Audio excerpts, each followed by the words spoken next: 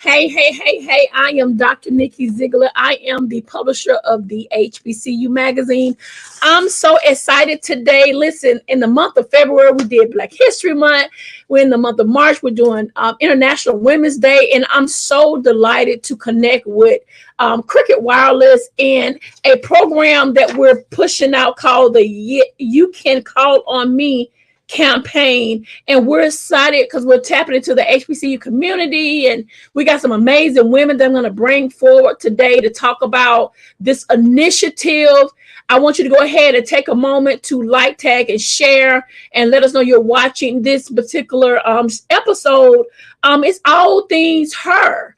And so I want to go ahead and invite some ladies that are doing some major things in our community. One of them is Miss Christina Richardson. She is the founder of the Bronx Film Initiative. She is a filmmaker, and I cannot wait to get into her movement. And then the next young lady is going to be Miss Candi Woodson-Witchard, and I'm so excited. She's a part of the Cricket Wireless community. Welcome to HBCU Talk. We're excited to have you ladies. Let's get into it. It's going to be a great interview. Y'all ready for the interview? Right? We're ready? Yes.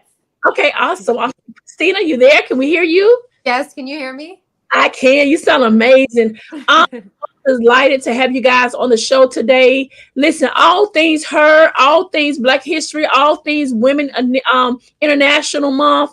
And so let's start off with Candi. Candi, what made Cricket Wireless decide to tackle this strategy and tap into the HBCU community? Oh, wow. So first, I want to say thank you for having us. I'm happy to be talking about the wonderful work that we have been doing with the You Can Call Me Now campaign, and our beautiful Christina here, who was one of our change makers. So when we think about Black history, we typically think about it as something in the past, right? But there's so much history being made right here and right now. And so with this campaign, we wanted to highlight and amplify those change makers that were giving back to their communities. And within that, we wanted to also highlight the underrepresented audiences within those underrepresented groups, right? So Black women, specifically in Christina's case. And so in addition to that, we wanted to continue our commitment and highlight our commitment around HBCUs. And we know that HBCUs are underfunded, of course, underrepresented. Come on now. And so we want to continue to invest and support in those communities and highlight the change makers within those communities as well. This is a big deal. This is definitely a big deal for our HBCU community. I know a lot of our alumni and students are going to appreciate this interview because it really informing us on what cricket is doing, and also getting us a chance to meet some game changers like Christina Richardson. And I'm delighted to be here to interview both you ladies. I want to go ahead and jump into introducing Christina Richardson. Tell us who you are, where you're from, and how did you come up with the Bronx Film Initiative? Hi, again, thank you for having us. So my name is Christina Richardson. I am the founder of the Bronx Film Initiative. I'm a filmmaker. I'm a former actress, screenwriter. I've been in the world of film and television pretty much all my life. I was born in LA, and I really got to experience Hollywood firsthand growing up in Los Angeles. So when my family migrated over to New York while I was in high school, and I kind of didn't feel that access to the industry that I had, you know, as time went on and I got acclimated into different production jobs, I decided to start the Bronx Film Initiative because I realized that there was such a disparity with just access to being able to understand what jobs are available in the film and television industry. And another thing is that I noticed how effective storytelling and being creative was just for me, especially growing up in a marginalized neighborhood. So I wanted to give that to other students that look like me. Wow. So you have been on some films. Can you tell me some films that you've been on and we're maybe Well, I was a child actress. So okay. I was in, you know, a couple McDonald's commercials. Okay. I did theater and things like that. But I quickly knew that I wanted to be a director at age 12 when I did my first McDonald's commercial. That's when I knew that I wanted to be a director. And that was probably my last pursuit at acting. Although I enjoy it, I really feel like it was just a segue for me to realize my true calling. That's good. That's good. Wow. So, um, did you always, okay, let's talk about the college, the HBCU college you went to. You tell us about the college that you chose to go to. Yes. So I went to Benedict College. Go Tigers. Okay. Huh? I went to Benedict College in Columbia, South Carolina, and it was a changing experience. I was in the gospel choir for 3 years. We traveled all over Europe singing and winning competitions. And I was a mass comm major. So that was my introduction into, the world of production, like from a behind the scenes standpoint, from a business standpoint. So yeah, that's my HBCU. How did you know? I want to make sure I ask these questions. How did you always know you would be an HBCU alumni or a student? What was that aha moment? Like, I gotta attend HBCU. I gotta attend this college. What was that aha moment? So I had a counselor named Damon Pearson. Okay. He's like a dad to me, honestly. And he was my counselor when I was in high school. Okay. Not only was my mom very influential in just, the importance of education, but Mr. D was what we called him. He was a Sigma. He always wore his Nelia, and he always bragged about his HBCU. And, when I was in high school, my mom battled cancer, and it caused a slight delay in me going to college. And Mr. D got me into Benedict College. I said, I want to go to school. I want to go away. I want to have that experience. And he was like, okay, I'm going to make it happen. And he was able to get me into Benedict College, and it changed my life. So it was not something that was always in front of me, especially living on the West Coast as a kid. Right. But once we moved to the East Coast and, just meeting Mr. D and him just being so passionate, that energy that he had about his HBCU, I wanted to have that pride. So I was excited to go. Wow. And it's nothing like HBCU, moments or, going to the caf and eating in the caf, The food. The food, right? Listen, but you got to eat before the football team get in, because once they come into the caf, it's a done deal. Yeah. That's an experience I went to. I'm from Miles College, so for me, it was always, let me get to the caf early. Like if the caf opened at 7 o'clock, at 7 o'clock, because if the football play or the base, any of the sports guys come in. I mean, they ate. And I told our lunch person, I said, you always favor them. Like I be want 2 pieces. Why you give me 1 piece? They get 2 pieces. They get 3 pieces. Like, I'm like, man, you got to have, like, I tell anybody who wants to go to college, you have to have that HBCU experience, because it's none like no other. And it's such a family. Like, it's all about family. We've been on each other for the rest of our lives. You know what I'm saying? You might see somebody, special homecoming. It's like everything. So, but if you've been to an HBCU, you can never relate, because it's just, we're family and we will ride forever together. So I would second that, because I did not go to one. But when I go to homecoming, because I have friends who went to HBCUs, I'm like, man, I missed out. We're not gonna make you feel bad, Candy. We're not gonna. It's okay. It's okay. I already dealt with it. They say, I'm a honorary alumni, because I go to all the homecomings. Me being a publisher, I go to a lot of myself. I'm like, oh my God, I have never been to North Carolina ANC. I'm going to that this year. I'm going. I've been to FAM. FAM is crazy. FAM. I went to Alabama State and A&M. I went to my Spell Morehouse. I've been to most of them, but this is gonna be my year. I'm going to North Carolina, and I want to see exactly what's gonna happen over there. So I'm headed that way. I want to talk about the initiative that God allowed you to create, the Bronx Film Initiative, and you say children reside in the poorest district. What made you create this initiative? So here's the thing: filmmaking is therapeutic, right? Filmmaking, the process of making a film is so therapeutic. There are so many different moving parts when it comes to really making a film. And I'm talking about industry level. I don't mean like independent filmmaking. That's kind of what sets my program apart, because I give students an experience that is as close to industry standard as possible. Now, we take students through the process of making a film from script to screen. So we Mhm. take their ideas, we partner them with industry professionals every step of the way.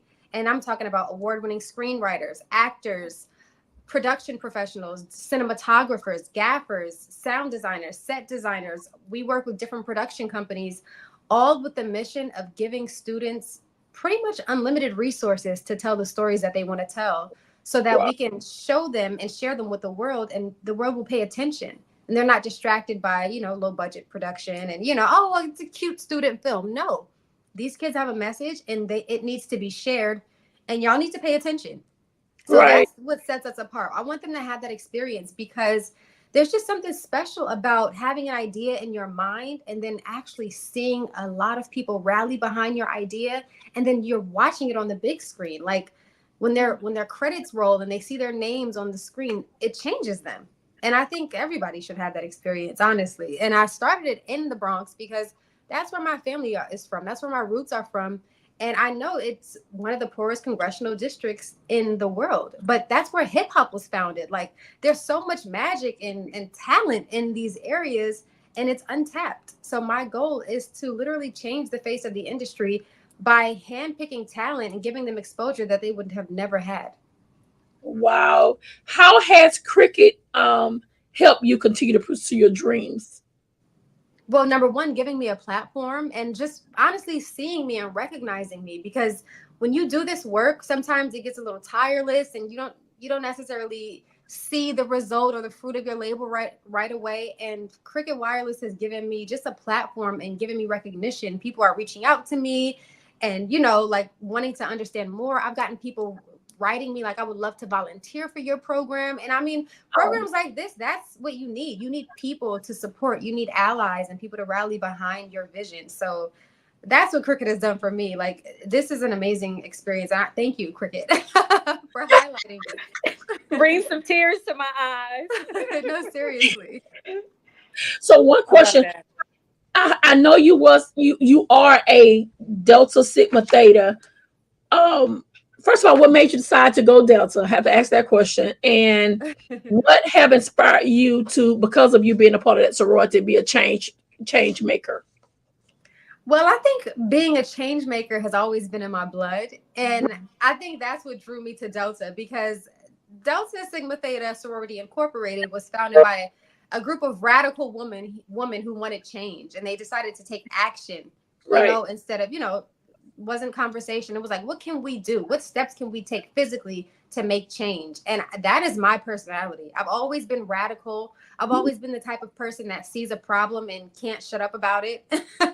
Like, Right. I am all about action. I'm all about who can we call? How can we bring people together? How can we make a difference? Because I know that it's people that make a change. So I know that when I learned about sororities, also my mom was a big influence, God rest her soul. She really wanted me to have that experience of just being in a Black sorority. And when I learned about Delta Sigma Theta, I was like, oh, this is me. This is already me. So I felt like I belonged in the sorority. So because I was already doing the work.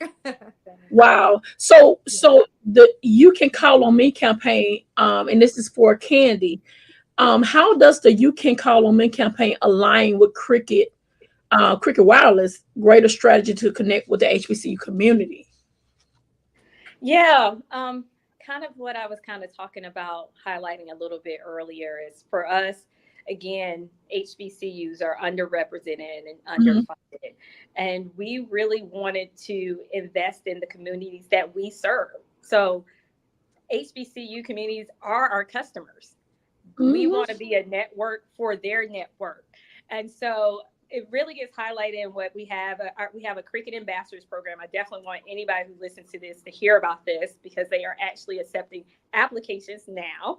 But where we have actually HBCU students who are ambassadors for cricket. And so part of that, we teach them things about marketing. We teach them things about how to be creators on social media. Some of them have gone off to get jobs. We also have highlighted them in this current Change Makers campaign as well, because they are making Black history now as well. They have also been in some of our national advertising. right? We have featured our cricket ambassadors in our national advertising. And so we want to give back in a way that we're giving back to what we consider our family. These are our communities that we serve. We are in there, and we want to continue to be able to serve and support them. So I do have one more question for you. You know, with your current role at Cricket, what are you most proud of and why? And tell us what your title is at Cricket. Yeah, so I'm the director of media. And so basically, any of that advertising you see out in Cricket, I help to place it there. Like, so you see us on BET, I made that decision to put us on BET. But what makes me so proud are these type of campaigns where we are able to highlight people like Christina, because this is where I feel like the promises and the boots hit the actual ground, right? Where you are able to see because again, this is so deeply a part of who we are. And you're actually able to see that come into fruition. And so when I saw Christina post about the campaign and all the love she was getting on social media, I was just like elated. And so when I get to see that, I'm truly touched, and I get to finally be able to connect with the work that I do and see it live and live in color. So, yeah. Wow. And these a couple of questions I have for both of you guys. You both went to college in South Carolina. What attributes from in the South that has taught you that benefits the culture that you're living in now? Like you both, I mean, both of you guys from. It's kind of weird that both of you guys are from South Carolina. Did y'all? Well, I'm from Atlanta, but I went to school in South Carolina, so that was cool when I found out she went to Benedict. Right. I ran track, and so I ran track at Benedict a couple of times and things like that. So, right. Yeah, so that was super cool, and I was like, oh, we both went to school in South Carolina. I would say for me, I think about this story when I was a communication studies major. And so as part of our major in our program, we had to take a persuasive speaking class. And one of the assignments was that I had to represent opinion on a controversial topic. And so I had to first present my side. I had to present the opposite side, like I believed in that, and then come back and kind of present the end. And I really struggled when I had to think about the opposite side. I'm like, there is no way that I can sit here and act like I believe in this. Because, I mean, it was a controversial topic. And so I struggle with it. And so eventually through the process, me doing tons of research and trying to find something where I can find common ground in someone else's opinion, and the work that I had to do with that, that was my highest grading speech, is when I had to present that one, because I had to take myself out of myself and see something within someone else's lens. And I think in the current sentiment of where we are in the world today, being able to find that common ground and be able to have honest and real conversations is important for us to all move forward for a better world for everybody. So I would say that was one of the things I learned. Wow. Let's get Christina back in here. So my question to you guys, and this is for Christina. If you could sit with a Black History trailblazer, who would it be and why? That's a great question. There are a lot of people making history today, right? So I want to go with somebody that I admire and respect, that is blazing a trail for other young filmmakers like myself, and her name is Ava DuVernay. Of course. She is a phenomenal woman, and what she's doing in the filmmaking space and the storytelling space is life-changing. It's going to change generations. It's going to open up people's minds. The way she's been able to get resources to make the films that she wants to make, the way she gives back to the community of up-and-coming filmmakers. Film is so powerful. It's probably the most powerful medium of communication. And when you're sharing ideas, from, of course, us, her lens, she's a Black woman, so she has her lens, but also other ethnicities. And when you're sharing that into the world, it creates empathy. and you create a ripple effect, right? So the work that she's doing, I don't know if she realizes it, but it is literally changing the generation. Her last film, Origin, was just mind blowing. If you haven't seen it, see Origin. It'll change your life. She's amazing, and I look up to her not just as a filmmaker, but just as a sister, as a woman. And I actually had a chance to meet her a couple of times here. Uh, she actually came to. I live in Alabama, in Montgomery, and we have and I would love for you guys to come and hang out. Candi or Christina, one day you guys to come to Montgomery. We're the #1 tourism for a civil rights movement. Okay. Yeah, are. And so we have this building called the EGI building, and it's a lynching museum.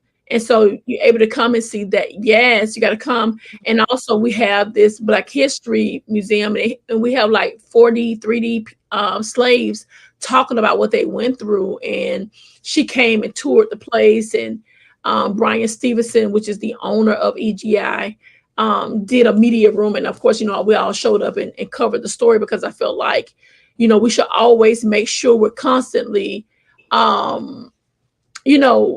showing up like never before. So I think she's amazing.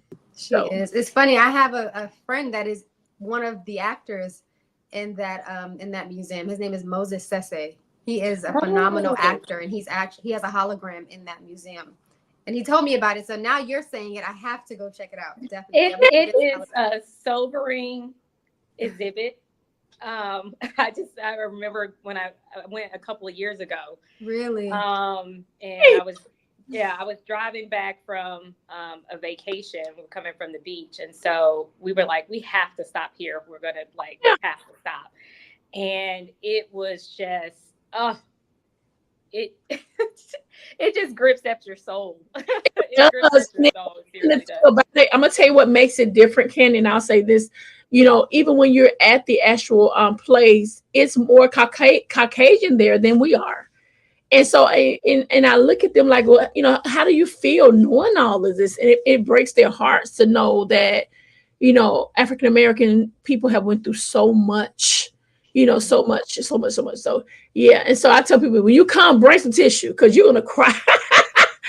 It's very, it pulls from your soul, like she said. So yeah. And I'm happy that we had a chance to do these interviews, because I'm just delighted to be connected to Christina, what you're doing. Of course, I know you, I don't know if they told you, but you'll be on the cover of our publication. And so we'll get that out to you. Yes. So that's giving you some more exposure, and also honoring cricket as well. We're all about relationships and really pushing the brand HBCU. So we just want to congratulate you on being featured on the cover of the publication. That publication drops this week, and so we'll be sending it to you. And so congratulate. I don't know if are you talking on, you're on mute, but congratulations on that. I didn't know that. Thank you. Wow. Yeah. Thank you. So we'll get the ball rolling with that. And Candi, we do want to thank you so much for trusting us with your client and coming on to the show. I was so happy to hear that you guys wanted to come hang out with me for a couple of minutes and really push the Yes, You Could Call on Me campaign with Cricket Wireless. So what's next for Cricket, and what's next for Christina? Go ahead, Christina. Go ahead. Okay, so for the Bronx Film Initiative, we are working on our next film. So we have one film, our last film that we did, called AJ's Story. It was in over 20 film festivals. It won about 5 or 6 awards. It was screened in Cannes at the Diversity in Cannes Film Festival, and amongst other places all over the U.S., California, New York. So that was such a powerful film. Huge shout out to Leon, who is the president of our board, who is just a huge supporter. The actor Leon, he's a living legend, Cool Running, and a bunch of different films. He is one of our biggest supporters, and he's really he spearheads a lot of our projects. And we're working on our next film. So we are gathering resources. We want to partner with different production companies, different people in production, because again, we want to give these students unlimited resources and give them, New York City as their backdrop. And we want to make our next film. So that is my mission for the fall. We're going to have to bring you and Leon back on the show for the next Yes, film. of course. I would love, of course, we would love to have Leon on the show. Go on. Oh, he's the best. He's the best. met him a couple of times. I used to be the publicist for Cynthia Bailey, so I had a chance to meet him. He's so sweet. Yeah. And his daughter, she's amazing. So yeah, I've been around. And he's from the Bronx. So when I first founded the organization, I was working with him on another project, and I casually mentioned it to him what I wanted to do, and he was like, "I want to be a part of that. Let me know whatever you need." And he honestly has opened up his book to the organization. So like, he is such an important part of the work that I do. So I just want to make sure that I shout him out. This is awesome, Candi. What's Cricket Wireless? What can we look for? That's so cool, by the way, Christina. I'm so excited. For the second half of the year for us, we're just continuing onward. We have more HBCU things coming up. We have the MEX SWAC opening game day in August. We have the Celebration Bowl in December. And as I said, we have applications open for the new class of our cricket ambassadors. So please, if anybody passed this on, if you know of any awesome, amazing students that would like to be a part of our program. But yes, we're just continuing our HBCU commitment, and you will be seeing us in the community near you. That's right. Okay. Well, thank you, ladies, for stopping by, and I appreciate this amazing interview, guys. Don't forget, go to support Cricket Wireless. Go support Bronx Film Initiative. Can you guys give us your handles, your social media handles, so you can get followings? Yes, I am at C Rich Media and at Bronx Film Initiative. Okay, and Candi? You can follow me at Miss Pack Light. That's MISS Pack Light, one word, on Instagram. And then you can obviously look me up on LinkedIn by my name. I'm there. Same. Gotcha. Same. I'm on LinkedIn too. Awesome. Well, thank you, ladies. You guys have an amazing day. Listen, this was awesome. Thank you so much. So as you guys can see, listen, Cricket is doing some major things. Don't forget about the ambassador program.